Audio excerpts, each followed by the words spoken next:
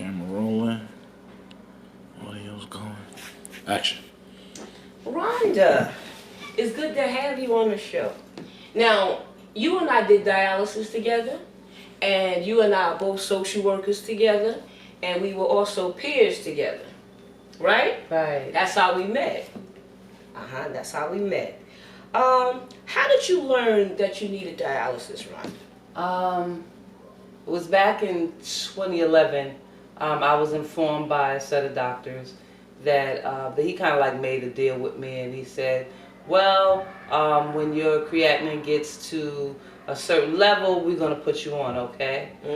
Me not knowing anything about dialysis other than my family members and my mom, you know, had all been put on it, but they have since passed away. But I was never familiar with the treatment exactly. So I knew I was getting it because maybe about a month or two before, they started prepping my arm and building a vein or something, an access for them to use. Right, which is a what? Is it a fistula? It's what you call an AV graft. It's a loophole Teflon type thing that they go in and they tie it to your vein. Wow. Because my veins were very, very small and it wouldn't provide enough strength to do an access for a fistula. Oh, okay. So I kind of knew we were getting there, but I wasn't sure when. And then, like I said, the doctor sort of made a bet with me, or whatever you call it, an arrangement that if my creatinine, which was fluctuating, but for the most part stable, he said, we're going to put you on. And me, like I said, not knowing anything, I said yes. And so in February of 2011, I was placed on dialysis. And that's where I met you. Yes. Good afternoon, Miss Baxter. How are you? All right now, Miss Rhonda. And during that time, I was having so many complications. And I mean, even the techs, the dialysis technicians were saying to me, well, you know, they couldn't figure out how to do this treatment for me. Some things had worse effects than others, but the end result was I always felt bad coming off the machine. I was worried about you because you were such a beautiful young lady, and you had your husband, you had your children and everything. But one thing about dialysis, sometimes that walk is a lonely walk or a lone walk. It doesn't mean they don't love you, because some people don't have family. Some people don't get that gift that we have. I had my husband. I had my sisters and stuff like, you with the polycystic kidney disease. I had a lot of siblings on dialysis too, and a lot of aunts and uncles and all of that kind of stuff, and mother-in-law, so that can be, but when you're experiencing it, sometimes even though you got things in common with other people or family members, it can be a hard and a lonely and a scary walk, so I remember them. I always spoke to you anyway, but they asked me to talk to you because I was the patient advocate anyway for the center, but I just gravitated to you right away, still gravitating, still gravitating to you, but you was always hardworking with, being a social worker, because you help people, right? Tell me a little bit about your job. My job, well, first let me say that during that time, dialysis was very new to me, and the only predisposition to it was all of the people that I had known had died. So just think about that for a while, as I'm telling you, what was happening with me, and it was a big acceptance process. For me, and I did feel like I was the only one in the world that was going through this, and I did not like it because all I could see was the possibility of me dying. I hated the treatment so much, the painful needles, just everything, and I cried a lot, and I also gave the techs a lot of difficulty when it came time to do the treatment. Pretty much because of people like you, I learned how to follow my treatment. I learned what they were doing in my treatment. I learned what felt best for me. Thank God he brought you into my life. They told me I did have a voice. So it kind of lessened. You're a fighter now. Right. And also being a social worker, so moving into that aspect, I knew that I had a responsibility to give to these people. Yes.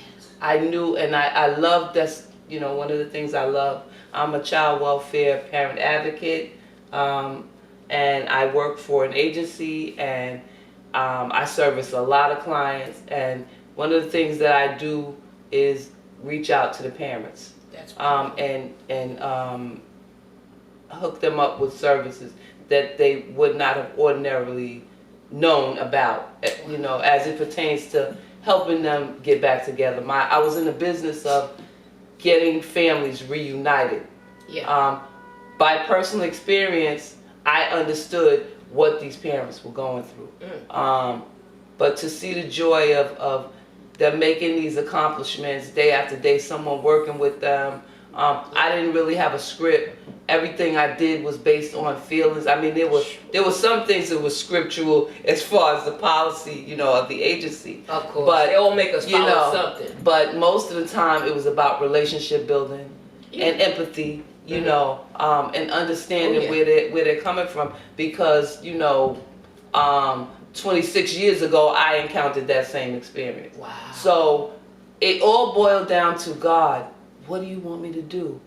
I'm on this machine. Yeah. I don't know my head from my toe. Come on now. I'm so confused. God, how do you want me to help and serve your people, God? Yeah. God, I just don't know what I'm going to do.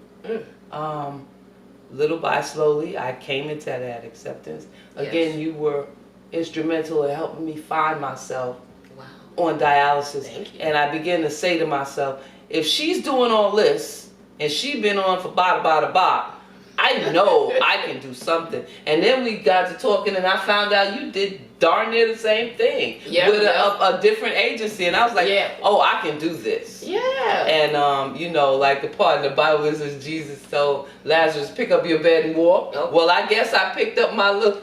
that guy at the the guy at the water. Yeah, the guy at the water. Yeah. Oh yeah. So I guess I said, well, you know what? And that's how I learned, and so going forward with faith in God. And I realized today that He put people in strategic places that's for you, like little angels. Wow. That build you and encourage you.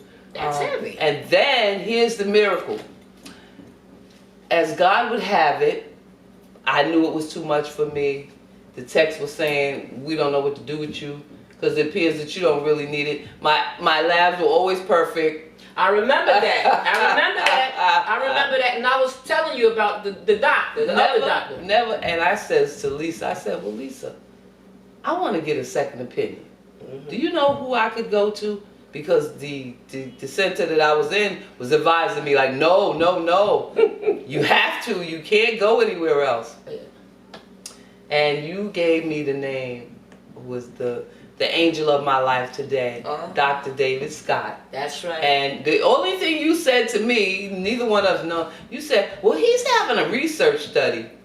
You think you would be interested in participating? And in my mind, I'm saying, oh Lord, I don't want no guinea pig stuff, right? I don't need that. I just need somebody to certify me to get off. And but I for some reason, as God would have it, because He is the head of my life. Amen. Mine too. He directed me right to it. He said, just go. And I said, well, do you think He'll give me a second opinion? She was like, I don't see why not. Yeah. He's a doctor. He's a nephrologist. And here I am. I was taken off dialysis in March, I believe.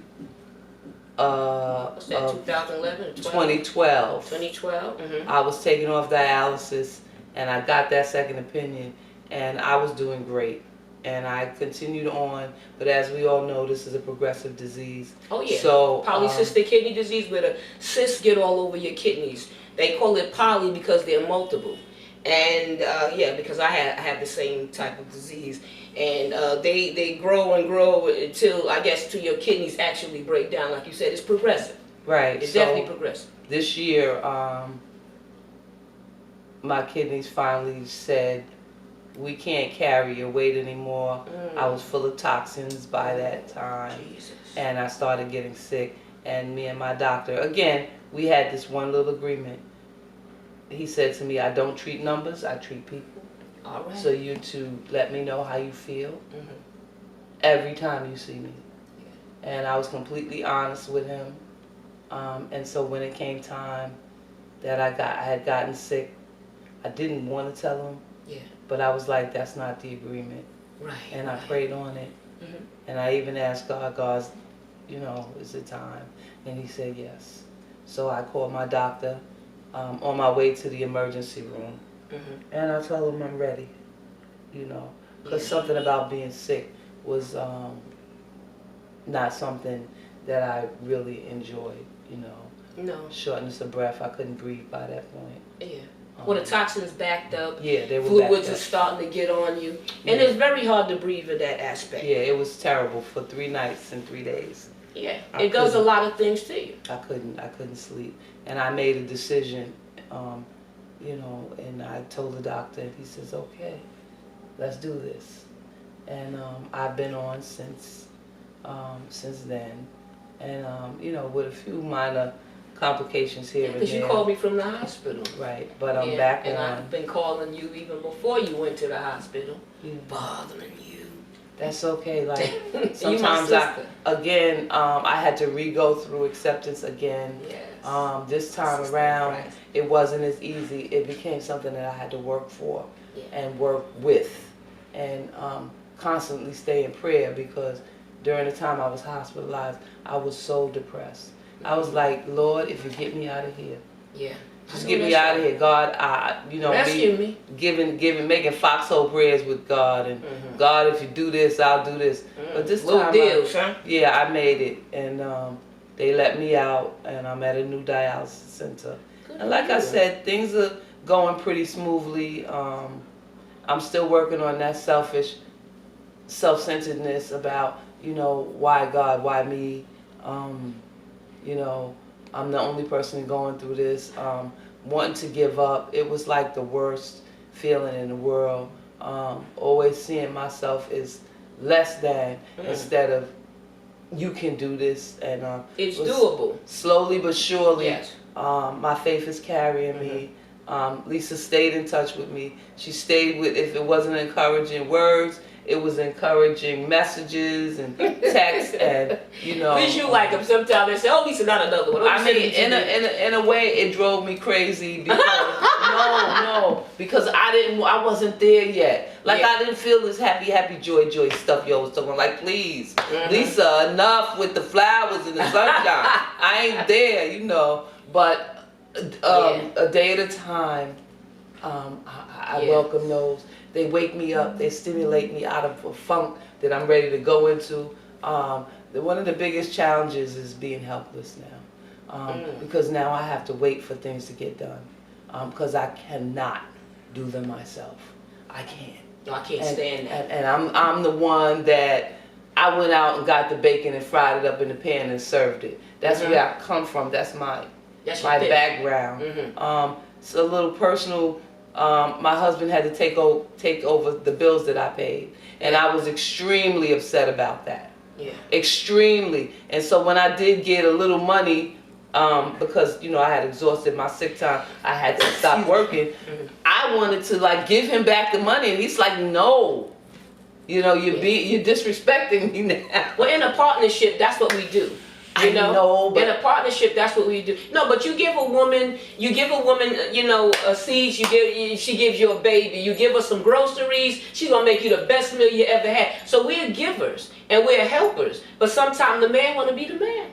My husband used to tell me that. And I tell you, I had to let him be the man. So my biggest struggle, long story short, is loss of independence, Okay. which I'm working towards. Well, it won't last always. Everything is a season. And you should know that, even from knowing the word and everything. But everything is a season. Some seasons last longer than others. Some seasons, God, sometimes He don't even take the thing away. He just make you stronger in it. And I'm like, what? I'm like you with that. You know what I mean? When they was wheeling me into the operating room to start this thing 13 years ago with that dialysis and stuff, I said, God, you promised me I wouldn't be on no dialysis. He said, no, I want you to witness a miracle. And from the time he told me that, I done wrote about 3 or 4 books. I have my own dialysis reality show. I've been helping people. I have my own company, Blessed Kidney Connections. I have my new website, which is lisabaxter.com.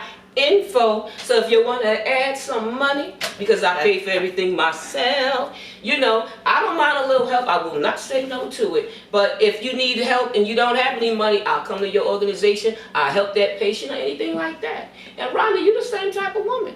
We got the same like spirit. I'm just in the struggle, and once again, and you're gonna come out. I have a beautiful, wonderful 5-year-old grandson who's been with me now since 2014. Originally, he was with me earlier on, but he was given back to his mom, and so now I have joint custody. Beautiful. And look at you. He's the light of my life. And, I know you love him because he's waiting for you. Yeah, when God took me off dialysis and I was blessed with him, and I said, "Oh God, that's why you did that." And then He also showed me that I could still contribute to caring for this child while he's with me on dialysis. So I'm kind of like trading places now. I'm kind of looking forward to going back to work more and more each day. I worry about my clients, you know, and what they're doing, if they're getting taken care of right. Right. And that's understandable. But you got to rest first. So, you know, what is that? You go get strength and then strengthen your brethren. Okay. So you got to get yours first and then go and do your clients. That's what I did when I was home for those couple of months that I had my kidney from June. I went back to work by September. You know what I mean? And it's been a little rough too, because they sometimes they want a lot and the job pulls a lot, and sometimes you don't have it. But you give what you have, you do what you're able to do, and push on, and it'll be okay. God got you. God got this. Now, if you had to say something to a woman out there that maybe had polycystic, maybe stopped working, maybe didn't like dialysis, hate it, or whatever it is that you have in common with, what would you say to them? And then I'll definitely let you go. Prayer. Okay. Prayer is like the biggest thing in my life. When all the chips are down and you can't seem to find your way out of a paper bag, just pray. And as the belief part comes to you, you just get quiet, you get still. Some things that I've been practicing is being honest with myself, so that I can be honest with others around me, having more compassion for another human being than I've had before, learning how to be grateful, you know, because it didn't have to be this way. It could be much worse. And know that when you pray, you're going to get the lesson. You're going to get the lesson. And on the flip side of that, as you grow through this experience, you get the blessings, you know. But you have to stay grateful. It does something for your spirit, for your mind. Instead of telling yourself, I can't, tell yourself, I can. Yes. You know, and most importantly, take care of yourself. Please. Prior to this, I was a superwoman. Like I said, I could do it all. And today, I'm starting to find peace with just sitting back and taking care of me, because I haven't done it for so long. So thank you. Well, I'm glad to have you, girl. I'm so glad to have you. And I'm glad you're here, and we're going to do this together. We're family. We're going to do this together. And everybody out there that's dealing with this stuff, you know, we're just going to take it by storm and deal with the storm, ride the storm out. You know what I mean? Because there's got to be some sunshine after a while. There's got to be some sunshine after a while. Rhonda, thank you for coming on. Thank you. I thank you, my viewers. Oh, I love you more. You better go ahead now. Give me some love. All right, all right. Thank you for tuning in. Thank you for being a part. Share the show with somebody. Learn something from it. Get something out of it and use it. And I just thank you for support, looking, listening, and learning. This is National Kidney Month. This is your girl Lisa Baxter around town. Take care of your kidneys and they'll take care of you. And take care of your transplant. Peace.